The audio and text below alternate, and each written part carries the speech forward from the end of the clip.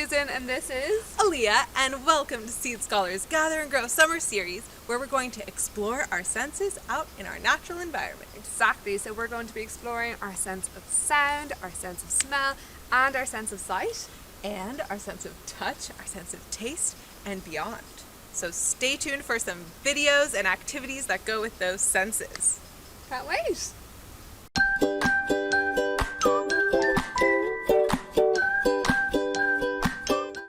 This week's video is all about our sense of smell.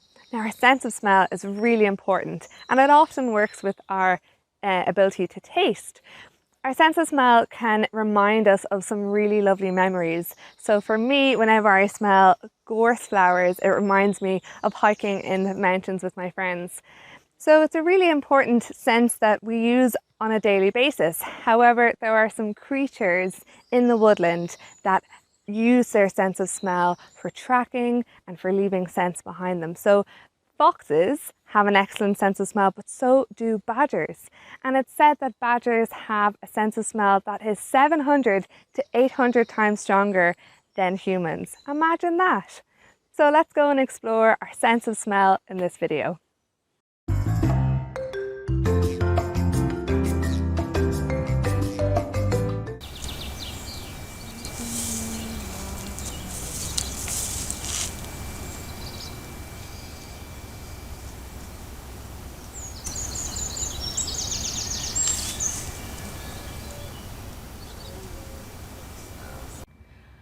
I've just harvested a variety of herbs from the garden area.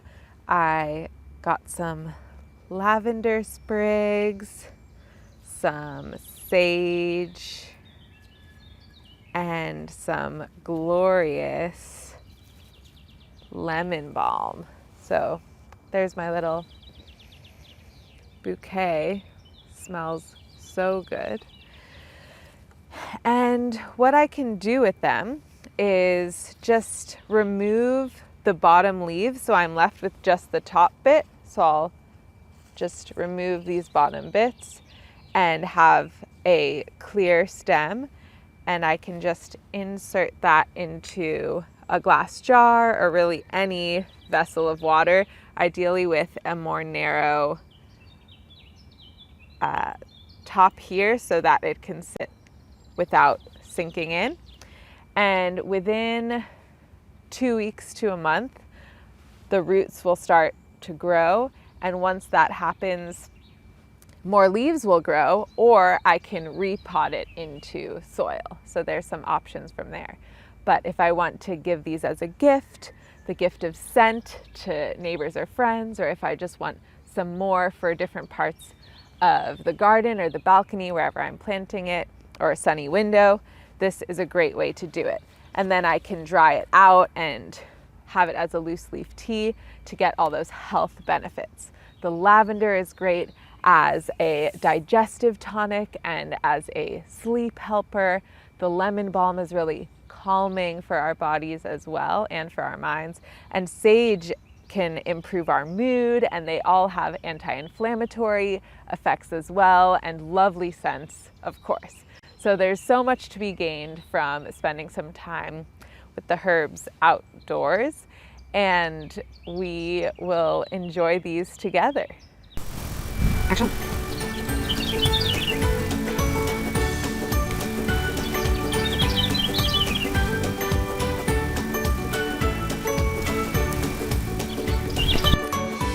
So for a little tip, when taking the cuttings themselves, in this particular method, we're looking for soft stemmed herbs. So herbs that are pliable, you can move them around. They're not too hard or woody, and these will regrow really easily in water. So those are the types that I'm using today. And when we remove the leaves at the bottom, you can see their little nodes, and in the internode space between nodes is where we'll start to see roots coming out. And when taking the cutting in the first place, getting your snip at a 45-degree angle just below a set of leaves is the best bet for your cutting and regrowth, and also the best for the remaining plant. So those are just a few tips for when you are taking cuttings from herbs, and also making sure that you have permission from wherever you're taking them.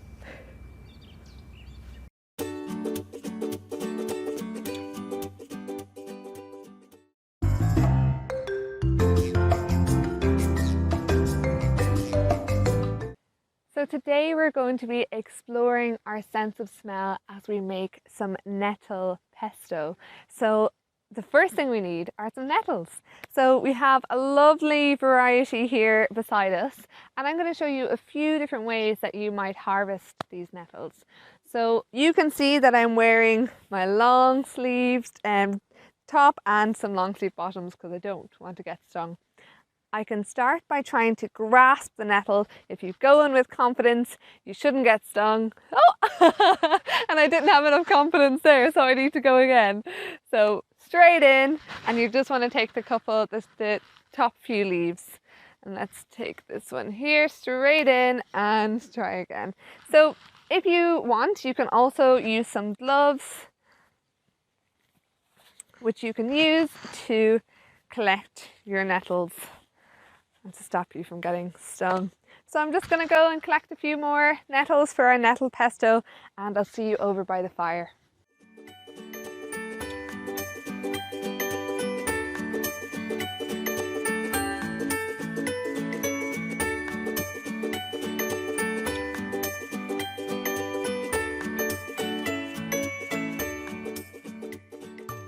As you saw earlier, I got a little sting on my finger when I was collecting one of the nettles. But to help you deal with that sting, a really great cure is the dock leaf. You can also use your saliva, because your saliva is basic, but the stings from the silica in the nettles are acidic. So anything that you can find to counteract that will help, just like the dock leaf as well. Secondly, I just want to say a quick note about the nettles and how fantastic they really are. So they're a great source of vitamin A, vitamin C, iron, and even protein. And our lovely wild garlic that we collected is also really great at lowering blood pressure. So our nettle pesto will hopefully not only be delicious, but also really healthy as well. Let's go and make it now.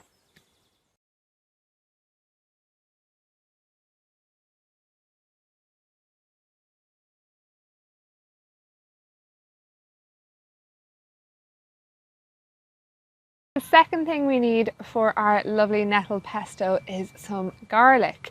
Now, we're lucky that we found some lovely wild garlic here that we're going to harvest. But it's really important to remember not to take the first or the last thing that you find when you are foraging.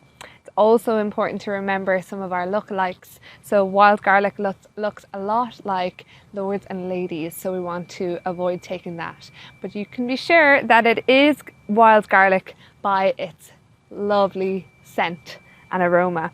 So let's just check. We take this leaf here. Yeah, we can really smell that garlicky smell, and we know that this is wild garlic that we can use in our nettle pesto. So we're just going to forage a little bit and add it to the nettles that we've harvested.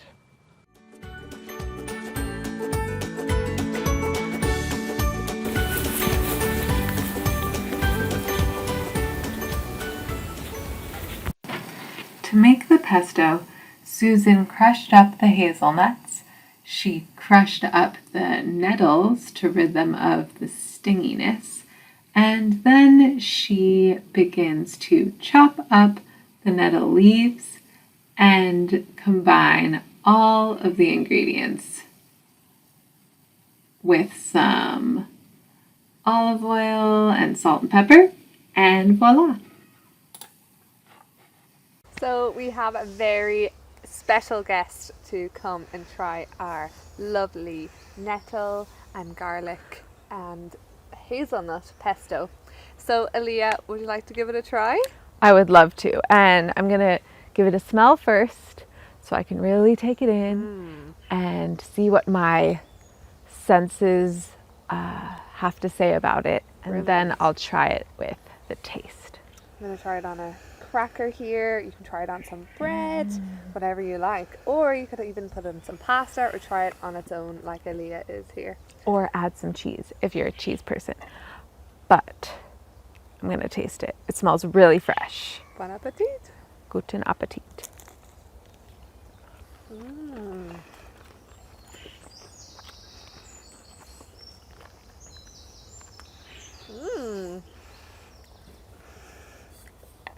Delicious.